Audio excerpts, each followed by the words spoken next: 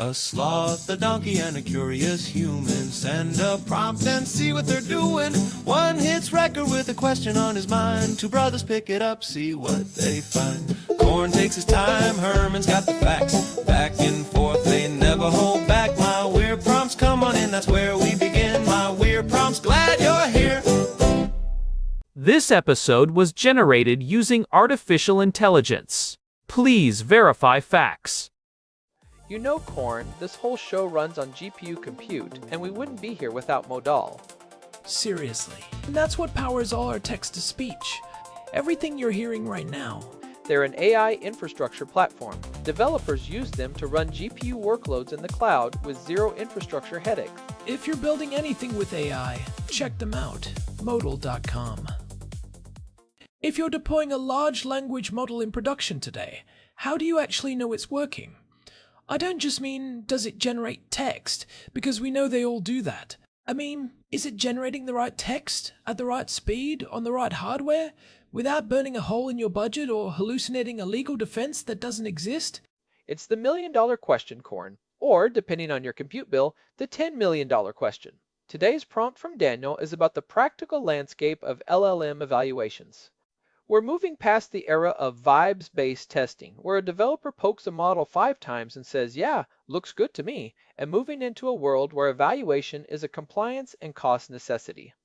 It's about time. The Vibes era was fun, but you can't run a bank on Vibes. By the way, fun fact for the listeners, Google Gemini 1.5 Flash is actually the one writing our script today, which is a meta layer of evaluation right there.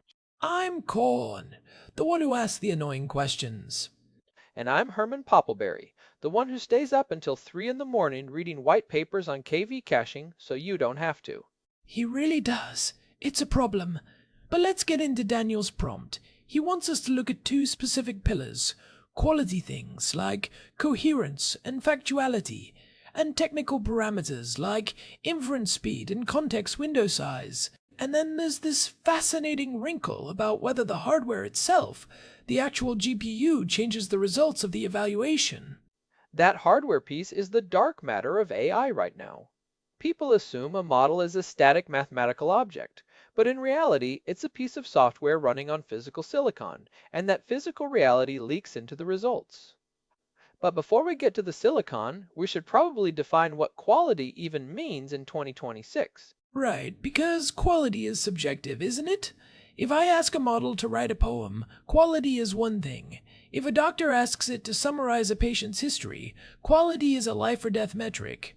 How are we actually measuring things like coherence and instruction following without just having a human sit there and grade it like a tired high school teacher?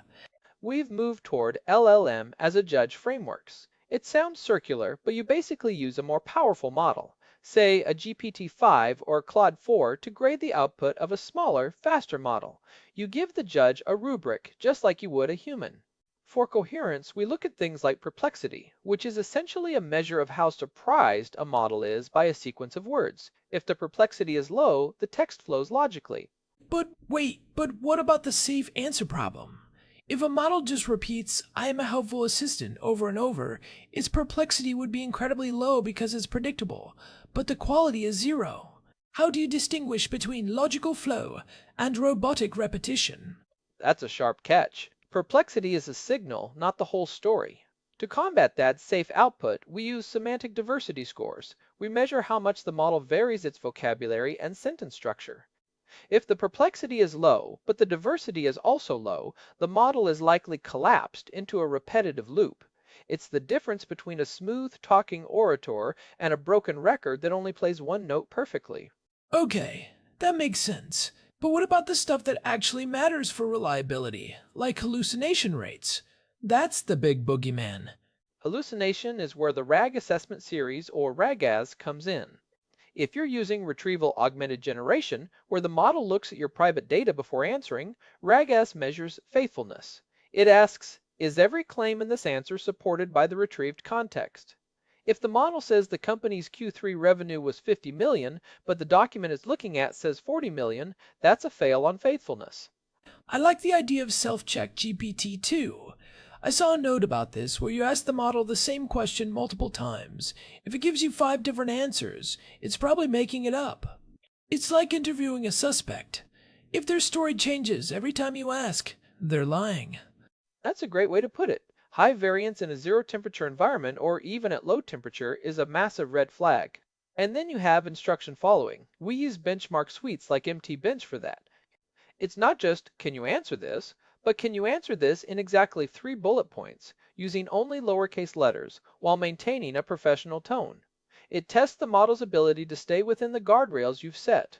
It's funny because as humans, we're actually pretty bad at that too. If you told me to speak only in lowercase, I'd probably mess it up within a minute. But for a model, that's the difference between a helpful tool and a broken integration. Now, let's flip to the nerdy side, the technical parameters. Because you can have the smartest model in the world, but if it takes 45 seconds to start typing a response, your users are going to delete your app.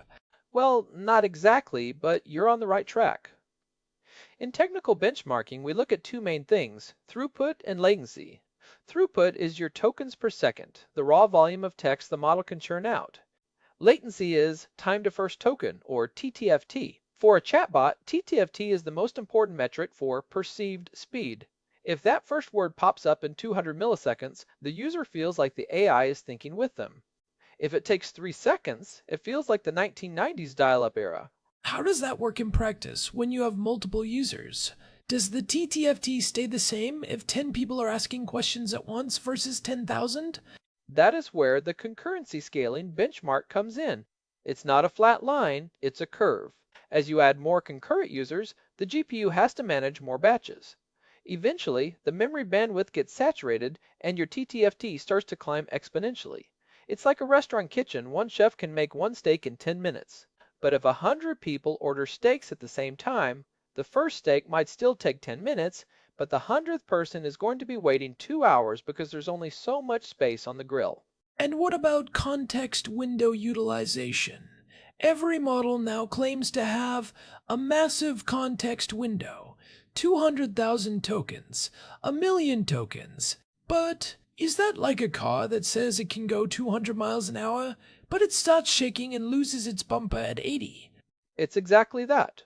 We use needle in a haystack tests to benchmark this. You bury a tiny, specific fact, the needle, in a massive document, the haystack, and ask the model to find it. What we've seen in recent research is a lost in the middle phenomenon. Models are great at remembering the beginning of the prompt and the very end, but their attention mechanisms often get muddy in the middle of a 100-page document. Why does that happen? Technically speaking, if the math is consistent, why does the middle get lost? It's a function of how the attention scores are distributed. As the context grows, the model has to decide which tokens are relevant to the current token it's generating. If you have 100,000 tokens, the signal of that one needle in the middle gets diluted by the noise of the 99,000 other tokens. It's also a memory bandwidth issue. This is where KV caching, key value caching, comes in. The model stores the meaning of previous tokens in memory so it doesn't have to reprocess the whole document every time it generates a new word. But that cache takes up massive amounts of VRAM. If your hardware can't handle the cache efficiently, the model starts to struggle and speed drops off a cliff. So if it's a memory issue, does that mean a model with a 1,000,000 token window is actually a lie if you're running it on a consumer GPU with only 24 GB of RAM? It's not a lie, but it's a physical impossibility to use it effectively. To actually run 1,000,000 tokens with a full KV cache for a model like Llama 370B, you might need hundreds of gigabytes of VRAM. If you don't have that, the system has to offload the cache to slower system RAM or even the SSD. At that point, your tokens per second drops from 80 to maybe 0.5. You're essentially watching the model think in slow motion. So if I'm a developer, I'm looking at these 2 pillars. I want high quality, no hallucinations, good instruction following, and I want high performance, low TTFT, and a reliable context window. Who is actually running these tests? Is it just the big labs like OpenAI and Anthropic trying to out-benchmark each other on Twitter? They certainly do that for marketing, but the real growth in 2026 is in enterprise compliance. With the EU AI Act now in full effect, If you're using an LLM for a high-risk application, like hiring, credit scoring, or medical advice, you are legally required to have a documented evaluation process. You can't just say it works. You need to show your hallucination rates, your safety guardrail success, and your bias metrics. It's basically the nutrition facts label for AI. Warning: this model contains 10% chance of making up legal precedents. Precisely. And for developers, it's about regression testing. If you're building a complex app and you switch from Llama 3 to Llama 3.lom or from GPT-4 to GPT-4o, you need to know that your existing prompts still work. It's like software engineering. You don't push code without running unit tests. Evaluation is the unit testing of the AI world. But wait, how do you do unit testing on something that is fundamentally non-deterministic? In traditional code, if I input 2, I expect 4. In LLMs, I input hello, and I might get hi, greetings, or howdy. Doesn't that make automated testing a nightmare? It does, which is why we don't use exact match testing anymore. We use semantic similarity. We use an embedding model to turn the AI's response into a vector, a string of numbers, and compare it to the vector of the correct answer. If the vectors are 99% similar in mathematical space, the test passes, even if the words are different. It's like grading an essay based on the ideas rather than just checking for a specific keyword.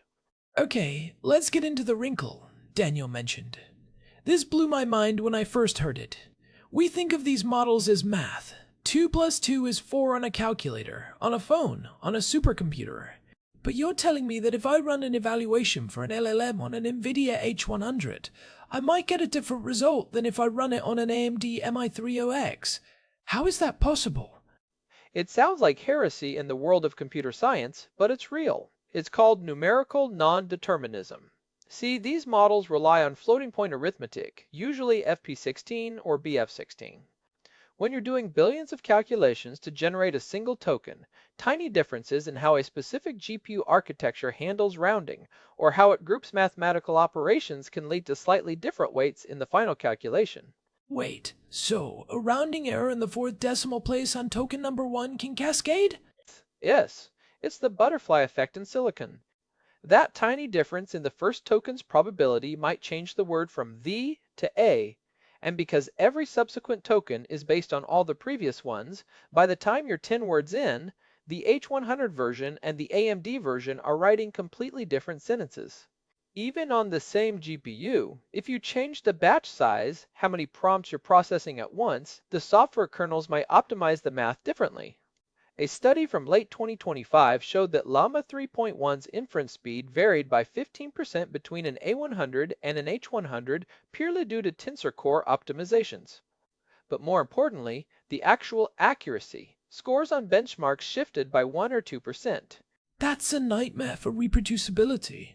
If I'm a researcher and I publish a paper saying my new model gets an 85% on a benchmark, and you try to replicate it on a different hardware cluster and get an 82%, who's right? Both of you are right, which is the problem. It's leading to what some are calling a reproducibility crisis in AI. In 2026, an evaluation score without a hardware spec is just a suggestion. We're seeing a move toward hardware-aware evals. If you look at the top of the leaderboards now, you'll see people specifying the exact GPU, the CUDA version, and even the quantization method used. It's like saying, this car does 0 to 60 in 3 seconds, but only if you're at sea level on a Tuesday in July. It makes the benchmark feel a lot less universal. It does, but it's the reality of the physics. And it's not just about the math being different. The hardware affects the trade-offs. For example, some GPUs have much better memory bandwidth but slower compute. On those chips, you might find that using a larger model with quantization, compressing it down from 16-bit to 4-bit, actually gives you better results than using a smaller native model, because the bottleneck is how fast you can pull data from memory, not how fast you can do the math. This really changes the game for production. If I develop my bot on an A100 in a dev environment because that's what was available, but then my company deploys it on an L40S because it's cheaper for inference, the bot might actually behave differently? It might. It might be slightly more prone to certain types of errors, or its personality might shift ever so slightly. That's why the biggest takeaway for anyone doing this seriously is benchmark on your target hardware. Don't trust the numbers the model provider gives you in their marketing blog.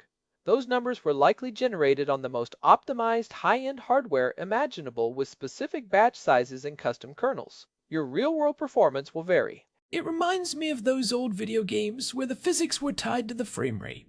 If you had a faster computer, the character jumped higher and the game became impossible.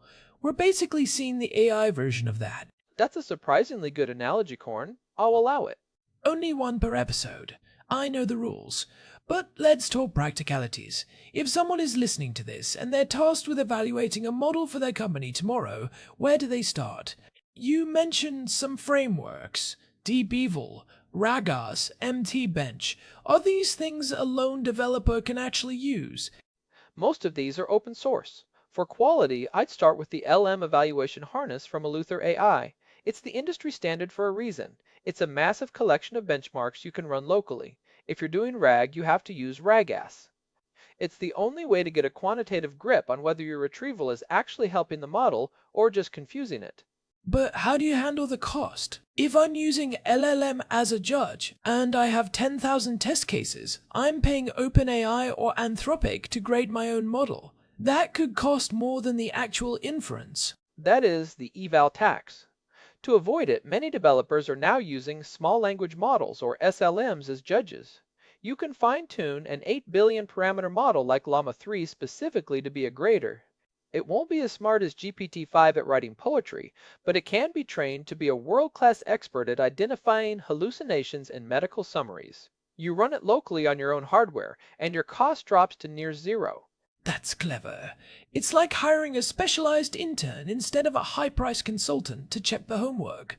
And for the technical side, the speed and the memory. There are tools like VLLM or TensorRT LLM that have benchmarking scripts built in. They'll tell you your tokens per second and your memory overhead. But the key is to build a golden dataset. You need a set of 500 to 1,000 prompts that are specific to your business. Don't just rely on general knowledge, tests. If your bot is supposed to summarize insurance claims, your evaluation should be 500 insurance claims. Run those through your pipeline, grade them with a judge model like GPT-4o, and then do that every single time you change a line of code or a piece of hardware. It sounds like a lot of work, but I guess that's the difference between a toy and a tool. You wouldn't trust a bridge that wasn't stress tested, so why trust an AI that's going to be talking to your customers? And the stakes are getting higher. We're seeing model drift now, where even if you don't change anything, the API provider might update the model behind the scenes, what they call a stealth update, and suddenly your prompts stop working as well. If you don't have a continuous evaluation pipeline, you won't even know your bot is failing until the customer complaints start rolling in. It's the silent failure problem. In traditional software, if something breaks, you get an error code. In AI, it doesn't give you an error code, it just starts giving slightly worse advice with the same level of confidence. That's the most dangerous part of LLMs, the confident wrongness. Evaluation is the only shield we have against it. And as we move into 2026, we're seeing this expand into agentic evals. It's one thing to evaluate a model's answer. It's another thing to evaluate an AI agent that is allowed to click buttons, browse the web, and send emails. How do you evaluate a process rather than just a response?